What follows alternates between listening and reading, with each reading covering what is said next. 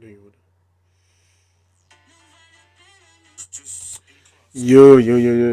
Okay. While I was busy doing literally everything except watching this recording, today we will be watching a Hyde Cake Mouth versus Sonic 14. Now, this is a debate about epistemology, particularly maybe who is correct or who made any sort of blunders in the sense that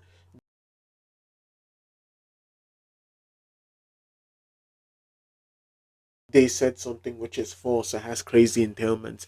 Instead, I'll just be going off of the arguments which have been solely provided, like any regular human being would do. So, if I say something which is incorrect about from epistemology, please don't intellectually assassinate me and take my life.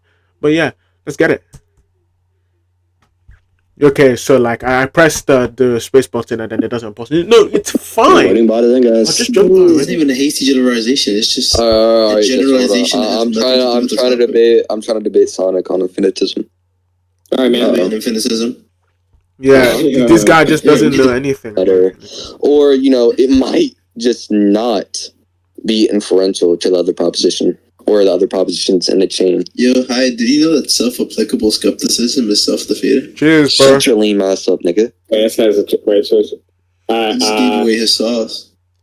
okay, yeah. So you're just okay, yeah. So there are Gus problems. So, any given justification for any given proposition under infinitism, there's no assurance of like sound disclosure because there could be some other proposition in the infinitary chain that or some competing. Okay, hold on.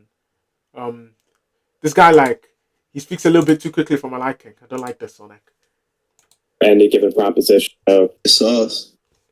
okay, yeah. So you're just okay, yeah. So there are Gus problems. So, any given justification for any given proposition under infinitism, there's no assurance of like sound disclosure because there could be some other proposition in the infinitary chain that there could be some like sound disclosure because there could be some other proposition in the infinitary chain that or some competing proposition, right? So some incompatible proposition that shows otherwise. So we're just asking how a sound is like ensured under infinitism. Yeah, I'm saying, and there could be another underdetermined proposition within another regress chain of reasons that could conflict with the other one. So yeah, what do you mean by undetermined? Have, closure for sound arguments under that view. Wait. Like, what do you mean by determined? There, do you mean like underdetermined just means, let's say underdetermined just means, let's say there's proposition 1 and there's proposition 2, and there's just no evidence for proposition 1 or 2 having some overdetermination with each other. Just like just take it as each proposition. Wait, what do you mean? Wait, over the there's no evidence of underdetermination, overdetermination. Wait. There's no evidence of proposition 2 having some overdetermination on proposition 2 insofar as there's no reason to believe proposition 2 is more likely than proposition 1. Yeah, they don't like overdetermine each other, so there would be some. Is what I said just wait, bro? That was like kind of a question. Is what I said like accurately capturing what you just said there? Yeah. Oh, okay. I mean, so first off, the infinite regress problem insofar as how do we ensure sound? Is he just saying that you can't what's it called? You can't justify whether or not any set of like premises are true because there's some other there could be some other proposition down the infinite chain which is incompatible with it, which also has justification. I'm pretty sure that's the claim he's making. This under infinitism isn't how we ensure soundness is actually a concern under Klein's infinitus model. Klein takes it that in order for an agent to be disastrously justified in some given proposition, the agent has to have access to the justifier, and that. Okay. So the Sonic is saying you can justify existing in the argument is sound. That alone would be considered disaster justification under Clancy-Fintus model. So this is not really a concern for the Fintus view that I'm talking about here. So and then Okay, Sonic's response. Okay, I just want to get this clear and get my thoughts on it. So Sonic's response to like the sort of problem that Hyde's giving is that specifically, even though it may be possible that there's some other conflicting proposition, right, where both have equal evidence specifically for which may conflict with the proposition that anyone is affirming.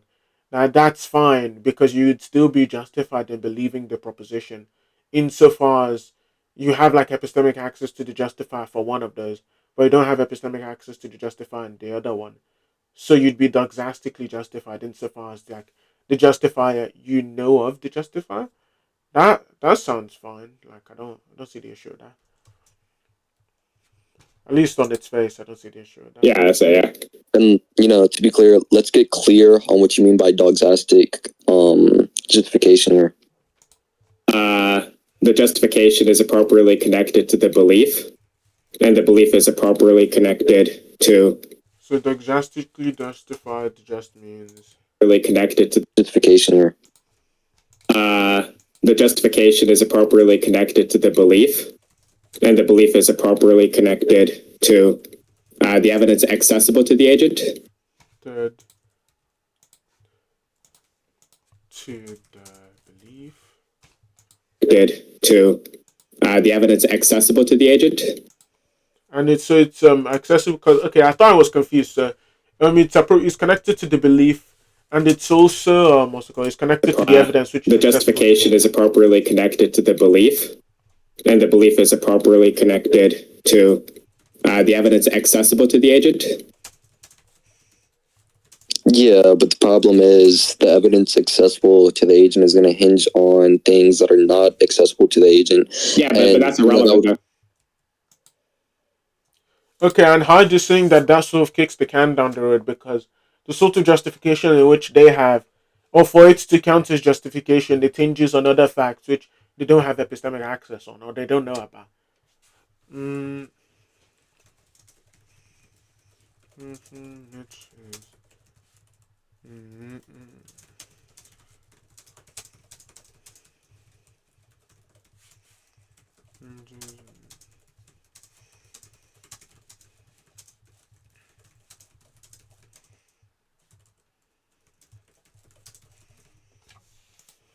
Agent is going to hinge on things that are not accessible to the agent.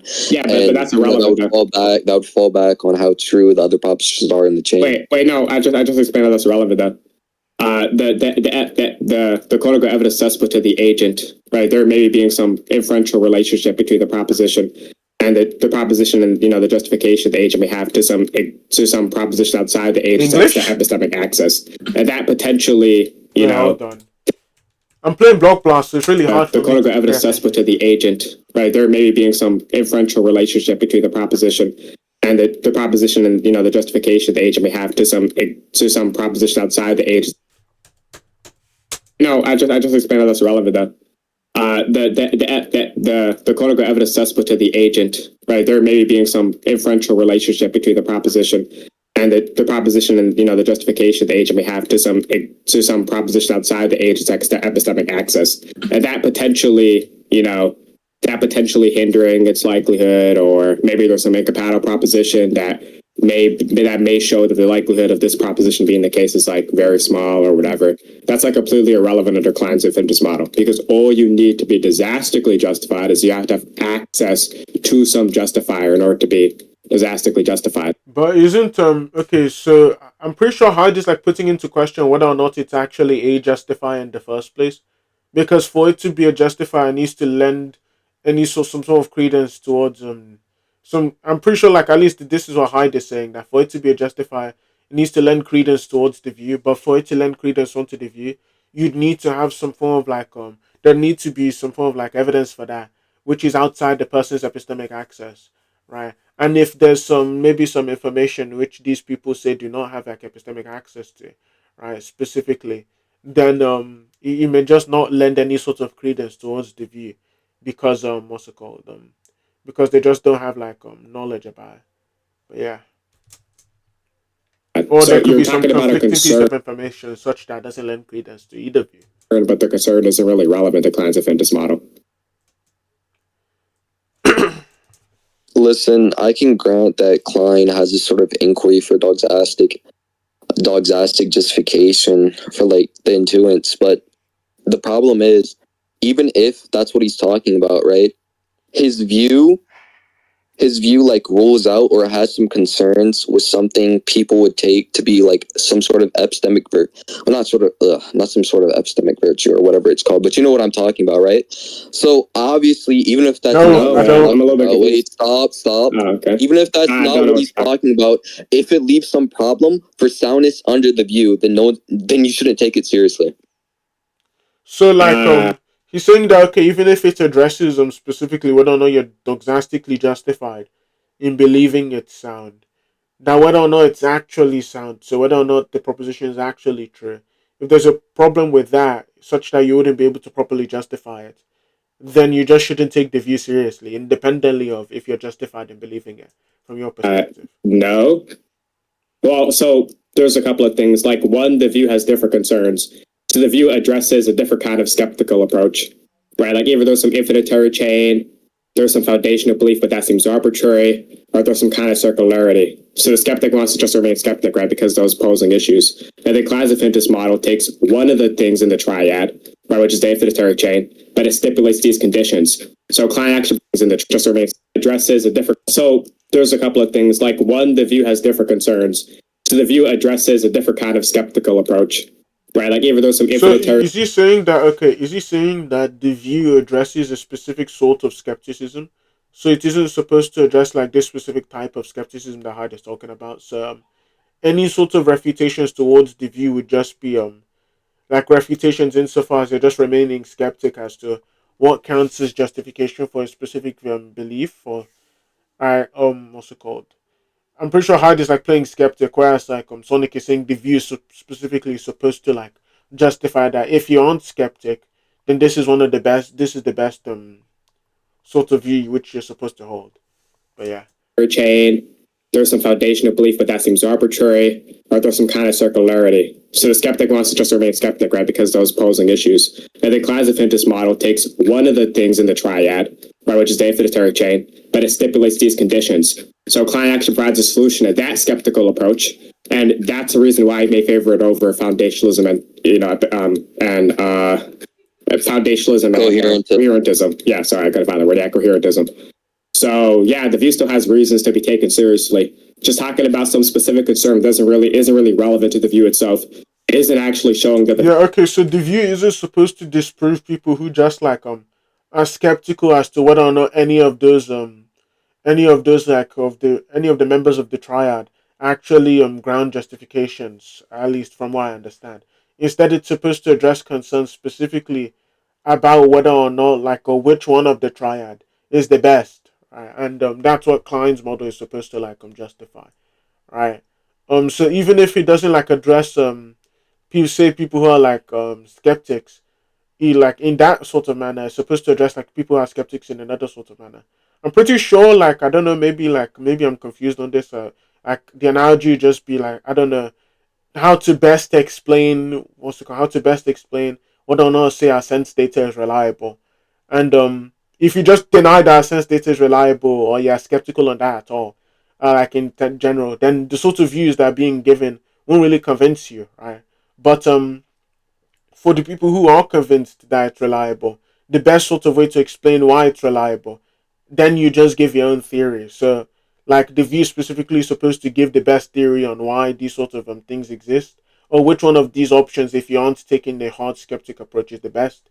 In comparison to like if you aren't taking the hard skeptic approach, then the view just doesn't really have anything to offer for you, which is fun. I think maybe it's just a case of them talking past each other. I think Hyde probably is like looking for some form of justification specifically as to why his view should be taken seriously in the sense that it actually justifies or should like move him away from skepticism.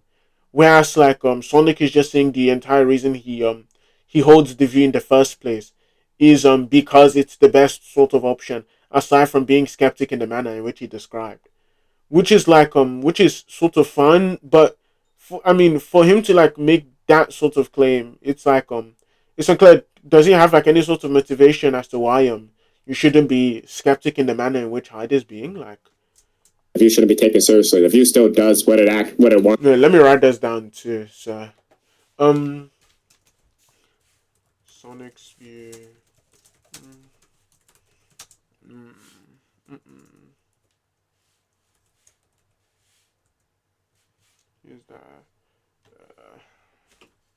infinitism the best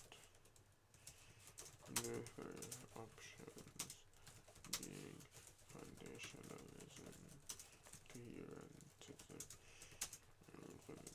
infinitism.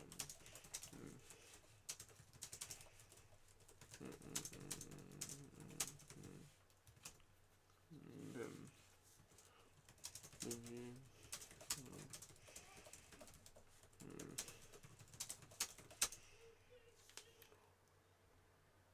currency.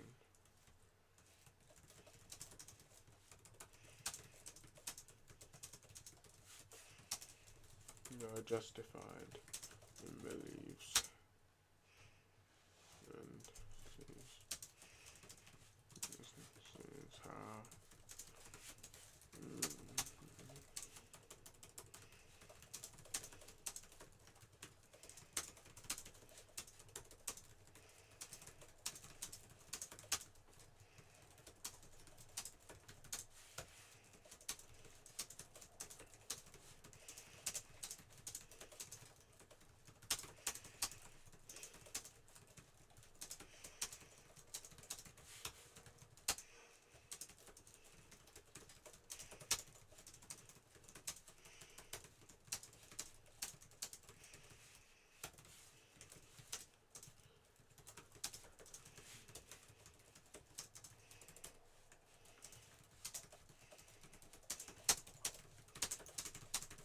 that. What it wants to do in the first place, right? Which is address this, famous skeptical approach. Mm-hmm. Yeah, that foundationalism and coherentism yet don't do. They kind of just accept it in some way, shape, or form. Okay, and just don't bring up. Actually, you know what? You can bring up that, but I'm more so just questioning infinitism. I'm not really being like a foundationalist or coherentist. But yeah, but wait, no, but that's but that is really yeah, I know. I said you can bring them up. I'm just specifying, right, for the recording. But anyways, just moving on to what I have to say in response. Yeah, I get that Klein has this sort of inquiry, but I'm saying even if that's not what the view is talking about, it doesn't matter because, any epistemological view should obviously account for how sound an argument is. And you bringing up that you have reasons to believe doesn't really matter because when we're referring back to soundness, we're talking about something that must necessarily follow, I think anyone would grant that if your view can't account for things necessarily following, when you say soundness, stop, then it's a problem. Now you can respond. Okay, when you say soundness, you're talking eternally, right? You said, am I talking internally? Yeah. What's meant by internal there? Bro. Give me a second. That's texting me. So yeah. Anyway, I've returned. So my thoughts on this were basically like exactly accurate. Hyde is saying that like any sort of epistemological view which can't account for soundness specifically shouldn't be taken seriously. So even if all of them can't account for soundness, then you should just reject all of them. Right. But yeah, like I was right. Always. Oh, just specifically relating to what's within the view. So for example, under foundationalism, right? A foundationalist would just say that this thing just ultimately leads back to this justified foundational belief. Now that doesn't require any more justification than that. Now that thing has a credence of one, right? So that's what a foundationalist would say. But then obviously the skeptic would disagree. So soundness would be put into question under the foundationalist view. So when you're talking about soundness there, are you talking internally? Yeah, I'm talking about given the view's method of justification. Yeah, you're talking internally, right? Mm-hmm. Okay, so there's a couple of things. Like these competing views are still problematic for the same reason that infinitism is not problematic. Two, just use specifically, just use kind of just question begging here, just saying that these epistemological theories of justification have to have these certain norms for approaching soundness internally seems kind of silly. Because in a sense, the view still kind of does reach soundness eternally. It's just some kind of disastic soundness to the age, at least, right? With respect to the age's epistemic axis, the age is disastically. So he's saying that okay, even if it isn't actually true, it's true insofar as the agent's specific knowledge. So if it's true insofar as the agent's specific knowledge, then they still reach soundness. They just don't reach it in the same sort of manner that Hyde wants them to. But like I mean, if Hyde is just critiquing it insofar as like he's critiquing it insofar as if it's actually sound. Like not its sound insofar as like the agent's epistemic access. Then it's unclear specifically why that even matters or why like being doxastically sound even matters. Because he just doesn't care about that. Justified in a way the agent is sound under the view. Similarly, a foundationalist may be disastically justified, given that their belief regresses or falls back to some foundational belief. So the view still has some kind of internal soundness. It's just not the kind of internal soundness that you're looking for, right? It's just not the case that the view will ultimately fall back on this one, foundational belief, or will circle back or something like that.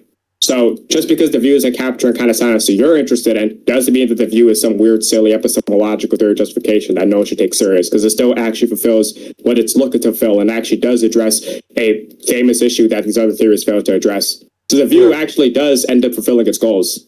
So I don't really get what's going on here. Okay, right. And to be clear, with the soundness thing, right? By doxastic soundness, you just mean, within the agent's epistemic access. That's fine. Yeah, that's all it means. Yeah. Hold up, stop. Bro, wait. No, that's fine, right? Bro, this is like autism. Within infinitism, you have to account for the regress premises. That's the whole. No, you don't. No, you're question begging about the regress premises. The regress premises.